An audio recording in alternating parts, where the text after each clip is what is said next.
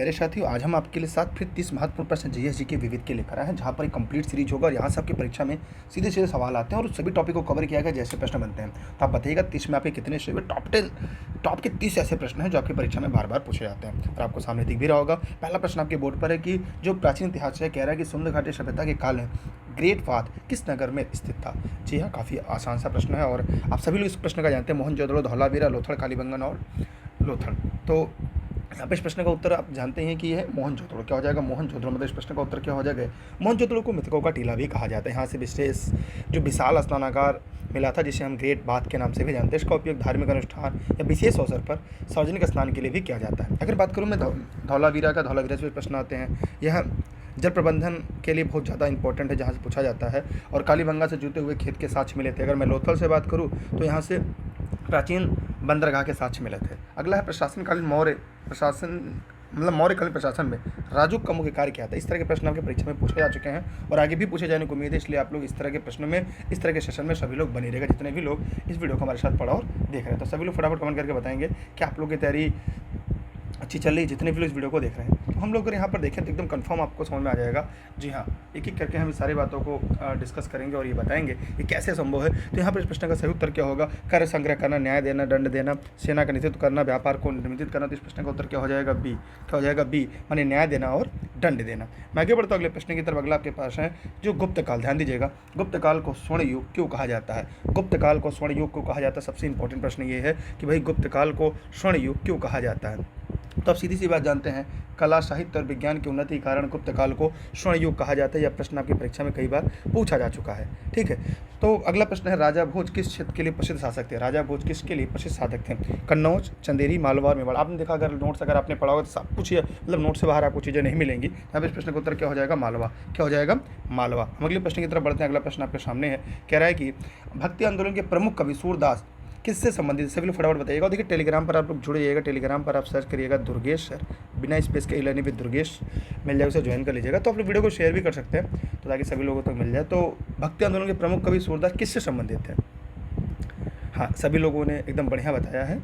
ये है निर्गुण भक्ति धारा, सगुण भक्ति धारा। देखिए, कृष्ण भक्ति, सगुण भक्ति धारा के से जुड़े थे। 1857 के प्रथम स्वतंत्रता संग्राम का नेतृत्व किस क्षेत्र में बख्त खां ने किया था? बख्त खां ने किस क्षेत्र में किया था? तो सभी लोग फटाफट कमेंट बॉक्स में जाएंगे और कमेंट करके बताएंगे। तो बख्त खां जैसे ही आता है तो झांसी, कानपुर, दिल्ली, लखनऊ। तो यहाँ पर किस प्रश्न क्या हो जाएगा? दिल्ली। क्या हो जाएगा?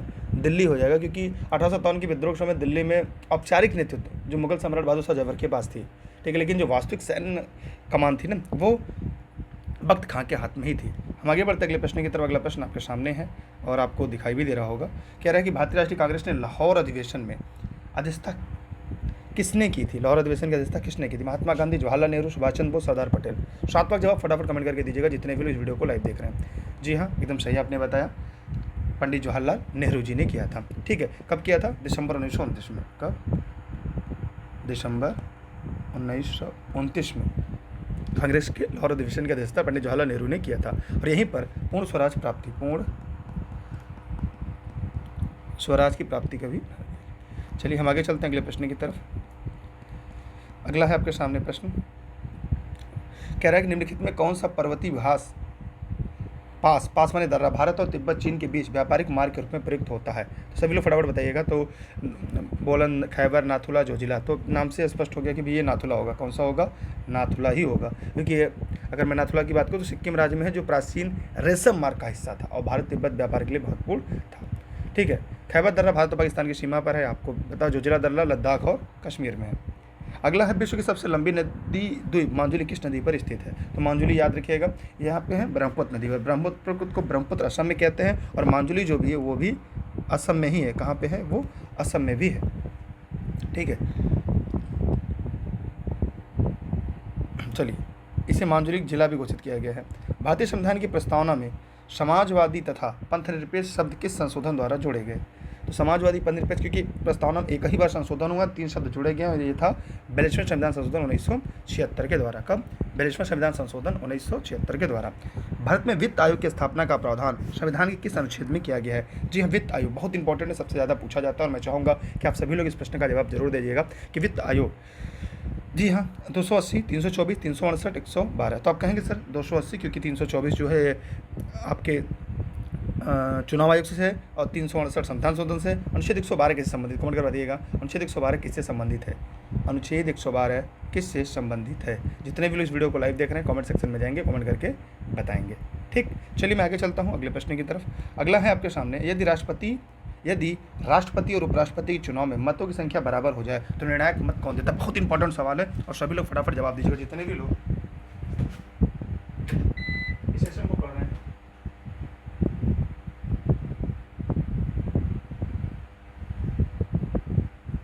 बताइए, यदि राष्ट्रपति उपराष्ट्रपति के चुनाव में मतों की संख्या बराबर हो जाए तो निर्णय कौन करेगा? 12 का जवाब फटाफट दीजिएगा। तो अब सीधी सी बात है कि भारत के मुख्य न्यायाधीश, लोकसभा अध्यक्ष तो और प्रधानमंत्री, राज्यसभा के उपसभापति। तो प्रश्न नंबर 12 क्या होगा?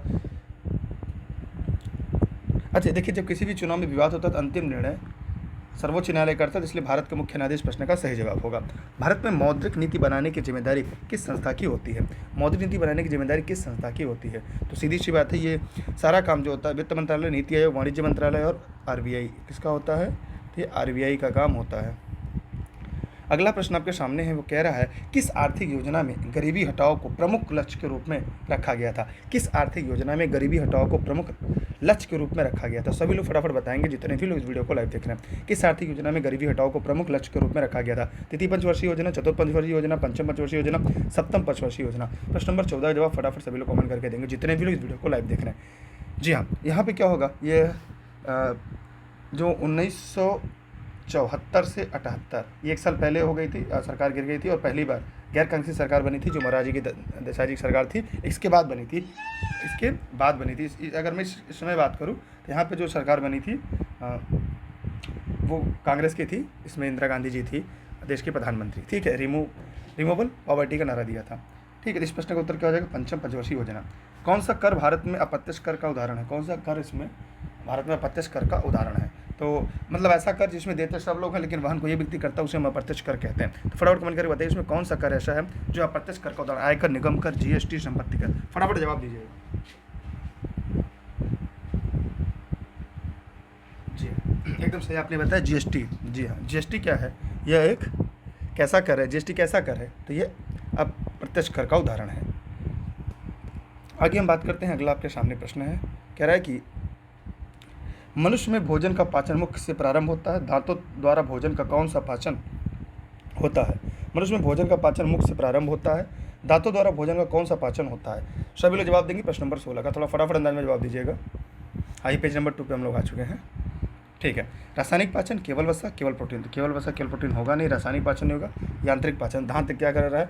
एक तरह से देखा जाए तो मशीन का काम कर रहा है ना, जबकि लार में जो मौजूद एंजाइम टाइलिन होता है, रासायनिक क्रिया का रासायनिक पहचान है। पृथ्वी पर मौसमी परिवर्तन का मुख्य कारण क्या होता है?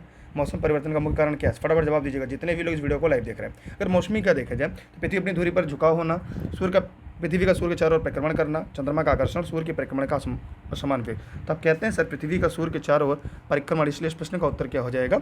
बी हो जाता है। अगला प्रश्न आपके सामने है, कह रहा है कि प्रकाश का परावर्तन किस नियम का पालन करता है? प्रकाश का जो परावर्तन है वो किस नियम का पालन करता है? तो जो प्रकाश का परावर्तन है वो किस नियम का पालन करता है? तो सीधी सी बात है, इसमें है गति नियम है, न्यूटन का प्रथम नियम, परावर्तन का नियम है, पास्कल का नियम है। तो आप कहते हैं कि सर अगर मैं बात करूँ तो यहाँ पर इस प्रश्न का उत्तर क्या होता है? परावर्तन का नियम होता है। क्या होता है? देखिए, प्रकाश के जो परावर्तन के 2 नियम होते हैं। एक, आपतन कोण हमेशा परावर्तन कोण के बराबर होती है, और दूसरा आपतित किरण जो होती है वो अविलंब और परावर्तित किरण तीनों एक ही तल में होते हैं। तो यह प्रश्न आपके नोट्स में लर्निंग विद दुर्गेश के मिल जाएगा और आपने नोट्स में पढ़ा भी होगा।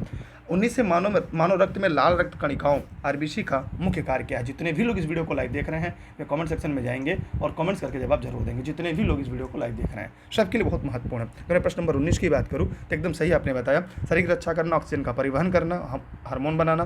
तो ये है ऑक्सीजन की परिवहन करना, मतलब इस प्रश्न का उत्तर क्या हो जाएगा? 20 का हो जाएगा। ठीक है, तो जो आरबीसी है में हीमोग्लोबिन पाया जाता है, जो फेफड़े में ऑक्सीजन को जो अवशोषित करके शरीर को सभी कोशिकाओं तक पहुंचाने का काम करता है। इसलिए हम जब CO गैस, कार्बन मोनोऑक्साइड लेते हैं तो दम घुट जाता है, इसलिए दम घुटू गैस कहा जाता है।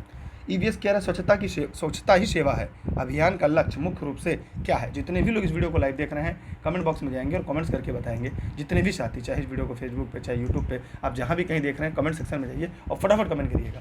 जितने भी लोग इस वीडियो को लाइव देख रहे हैं फटाफट कमेंट करके बताइए। ठीक है, चलिए कोई बात नहीं, आप लोगों ने एकदम सही बताया है। अब यहाँ पर इस प्रश्न का उत्तर क्या है? जल संरक्षण, ऊर्जा बचत है, स्वच्छ और स्वस्थ भारत है, तो यही होगा स्वच्छ और स्वस्थ भारत भी इस प्रश्न का सही जवाब है, क्योंकि स्वच्छता जन जन की एक भागीदारी है। कौन सी आदत पर्यावरण के अनुकूल जीवन शैली का उदाहरण है? 21 का जवाब फटाफट कमेंट करके दीजिएगा जितने भी लोग इस वीडियो को देख रहे हैं। क्या है कि प्लास्टिक का अधिक उपयोग करना गलत है, जल का अपव्यय करना ये भी गलत है, पुनः उपयोग करना, वाहन का अधिक उपयोग करना ये भी गलत है। इस प्रश्न का उत्तर क्या है? सी। मतलब इस प्रश्न को पढ़ते ही आपको उत्तर पता चल गया। अब 3R, अच्छा 3R क्या है, कोई बता सकता है 3R क्या होता है? हाँ, रिड्यूज होता है, रियूज होता है, रिसाइकल होता है। ठीक है, तो ये आपके लिए परीक्षा में पूछे जाते हैं 3R। तो अगला प्रश्न आपके सामने है, और आप ऑनलाइन क्लास नोट्स के लिए इस नंबर पर कॉल या व्हाट्सएप करके जानकारी ले सकते हैं। वीडियो को शेयर जरूर करिएगा। 2 YouTube channel e learning with Durgesh sir, super TET with Durgesh sir. अब यहाँ पे भारतीय भूगोल का सवाल है, किस राज्य में थार का मरुस्थल सबसे बड़ा भाग है? तो इस प्रश्न का उत्तर यही है, राजस्थान है। क्या हो जाएगा? इस प्रश्न का उत्तर हो जाएगा राजस्थान। मैं आगे बढ़ रहा हूँ अगले प्रश्न की तरफ। अगला प्रश्न आपके सामने है, वो कह रहा है कि भारतीय भूगोल में टॉपिक ऑफ कैंसर मार्क लिखा है, मतलब ये मकर रेखा, ये क्या है? ये मकर रेखा है, नहीं सॉरी कर्क रेखा होगी, मार्क रेखा, सॉरी, ये है कर्क रेखा। ये है क्या है? कर्क रेखा। ये है आपका कर्क रेखा, क्योंकि 3 रेखा होती है ना, ये देखिए, ये होगी 0 डिग्री हो गई, ये कर्क हो गई, ये मकर हो गई। तो ये भारत के 8 राज्यों से गुजरती है, जिसका ट्रिक है मित्र पर गमछा झार। क्या ट्रिक है? मित्र पर गमछा झार। ठीक है, अगला है नृत्य, कथक नृत्य की उत्पत्ति किस क्षेत्र में मानी जाती है? कथक। तो देखिए ध्यान दीजिएगा, कथक अगर जब कथक आ जाए, इसको ऐसे भी लिखते हैं कथक, तो ये उत्तर भारत है, और उत्तर भारत नहीं है। अगर यूपी ऑप्शन में तो यूपी लगाएंगे, इसलिए इस प्रश्न में वो यूपी है। इस प्रश्न का उत्तर लगाएंगे सी। एक शास्त्रीय नृत्य है। और अगर भरतनाट्यम की बात करें, तमिलनाडु में है, केरल में कथकली है। केरल में क्या है? कथकली है। ठीक है, और मणिपुर में मणिपुरी है। मैं आगे बढ़ा अगले प्रश्न की तरफ। प्रश्न नंबर 25 उत्तर प्रदेश स्पेशल से है। कह रहा है एक जनपद एक उत्पाद योजना की शुरुआत उत्तर प्रदेश में कब की गई थी? एक जनपद एक उत्पाद योजना की शुरुआत उत्तर प्रदेश में कब की गई थी? प्रश्न नंबर 25 का जवाब सभी लोग फटाफट अंदाज में देंगे, जितने भी लोग इस वीडियो को हमारे साथ लाइव देख रहे हैं। तो कमेंट सेक्शन में जाएंगे और कमेंट करके मुझे इस प्रश्न का जवाब जरूर देंगे। तो फटाफट कमेंट बॉक्स में जाइए और कमेंट करके बताइए। सभी साथी कमेंट बॉक्स में कमेंट करके बताएंगे। जी हाँ, प्रश्न नंबर 25 की मैं बात करूँ तो यहाँ पे शुरुआत की गई थी 24 जनवरी को की गई थी, 24 जनवरी 2018। इस प्रश्न का उत्तर क्या हो जाएगा? सी हो जाएगा। बुंदेलखंड एक्सप्रेसवे उत्तर प्रदेश के किन किन जिलों से होकर गुजरती है? प्रश्न नंबर 26 का जवाब फटाफट दीजिएगा, जितने भी लोग इस वीडियो को लाइव देख रहे हैं। चित्रकूट, बांदा, महोबा, झांसी, ललितपुर, जालौन, बांदा, फतेहपुर, हमीरपुर, कानपुर, उन्नाव, लखनऊ। तो आप कहते हैं सर चित्रकूट, बांदा और महोबा। तो जितने भी लोगों ने प्रश्न का जवाब दिया, उनका जवाब क्या है? सही है। आगे है आपके सामने, क्या है? करंट अफेयर का सवाल है। जनवरी 2026 में भारत ने राष्ट्रीय हरित हाइड्रोजन मिशन के अंतर्गत किस राज्य में पहला हरित हाइड्रोजन संयंत्र स्थापित करने की घोषणा की? 27 का जवाब फटाफट कमेंट बॉक्स में दीजिएगा, जितने भी लोग इस वीडियो को हमारे साथ लाइव देख रहे हैं, या इसे आप बताइए फटाफट कमेंट करके। एकदम सही आप लोगों ने बताया है इस प्रश्न का जवाब। जी हाँ, उड़ीसा इस प्रश्न का सही जवाब। क्या हो जाएगा? उड़ीसा। क्या हो जाएगा? उड़ीसा। अगला प्रश्न है, फरवरी 2026 हाल ही में भारत ने किस देश के साथ मुद्रा विनिमय समझौता पर हस्ताक्षर किए? ये प्रश्न बार बार आपके परीक्षा में पूछा जाता है, इसको एकदम रख लीजिएगा। ये है यूएई। ये क्या है? यूएई है। ठीक है, यूएई है। और अच्छा, यूएई का फुल फॉर्म क्या, कमेंट कर बता सकता है कोई? अब आज का आखिरी सवाल है आपके सामने है। जी हाँ, ये कह रहा है कि हाल ही में किस भारतीय एथलीट ने एशियाई एथलेटिक्स चैंपियनशिप 2026 का स्वर्ण पदक जीता है?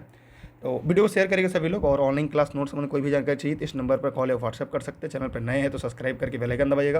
वीडियो को फेसबुक पेज पे देख रहे हैं तो पेज को फॉलो करना ना भूलिएगा। बताइए फटाफट कमेंट करके इस प्रश्न का उत्तर क्या होगा? जी हाँ, एकदम सही आप लोगों ने बताया, नीरज चोपड़ा। क्या है? नीरज चोपड़ा। अगला है, जून 2000 में भारत के हाल ही में किस वर्ष को अंतर्राष्ट्रीय मिलिट्रिस्ट वर्ष के रूप में मनाने का प्रस्ताव संयुक्त राष्ट्र में भेजा और समर्पित किया गया? तो जितने भी साथी इस वीडियो को देख रहे हैं, वे सभी लोग फटाफट कमेंट बॉक्स में जाएंगे और कमेंट्स करके जवाब जरूर देंगे। सभी साथी फटाफट कमेंट करेंगे, जितने भी लोग इस वीडियो को हमारे साथ लाइव देख रहे हैं, फटाफट कमेंट करके बताइएगा। जितने भी लोग इस वीडियो को देख रहे हैं, कमेंट बॉक्स में जाएंगे, कमेंट करके जवाब देंगे। सभी लोग फटाफट कमेंट करके बताएं, जितने भी साथी इस वीडियो को देख रहे हैं। ये आखिरी प्रश्न है, ये आज का आखिरी प्रश्न है। जी हाँ, एकदम सही आप लोगों ने बताया है, 2027 इस प्रश्न का सही जवाब है। देखिए 2027 से पहले भारत की पहल पर संयुक्त राष्ट्र ने 2023 को अंतर्राष्ट्रीय मिलेट्स श्री अन्न वर्ष घोषित किया था। आगे प्रस्ताव हेतु 2027 तक का संदर्भ है। इस वीडियो को शेयर करिएगा, चैनल पर नए सब्सक्राइब करके बेल आइकन दबाइएगा। ये पूरी जो पीडीएफ है e learning with Durgesh app play store से डाउनलोड कर लीजिएगा, जहाँ पे आपको 100 से ज़्यादा टेस्ट सीरीज आपको मिल जाएगी, जिसको सॉल्व करना आपके लिए आसान और बेहतर हो जाएगा। ये वीडियो फेसबुक और यूट्यूब पर आप इसे लाइव देख पा रहे हैं, और ये टेलीग्राम पे जाएंगे, टेलीग्राम पे दुर्गेश सर सर्च करेंगे बिना स्पेस के, तो वहाँ पे इसकी जो पीडीएफ है वो आपको मिल जाएगी। ठीक है, इस तरह के प्रश्न की स्पेस मत दीजिएगा। और व्हाट्सएप ग्रुप में जुड़ना है तो डिस्क्रिप्शन में लिंक होगा, उस पर क्लिक करके आप व्हाट्सएप ग्रुप से भी जुड़ सकते हैं। मेरी शुभकामनाएं आपके साथ है। फिर मिलते हैं एक नए सेशन, एक नए क्लास के साथ। तब तक के लिए बहुत बहुत आभार, धन्यवाद। जय हिंद, जय भारत। हाँ, वीडियो को शेयर करिएगा, लाइक कर दीजिए, पैसे नहीं लगेंगे। क्लास कैसी लगी कमेंट्स करके बताइएगा। फिर हम आगे बढ़ते हैं एक एक सवाल के साथ।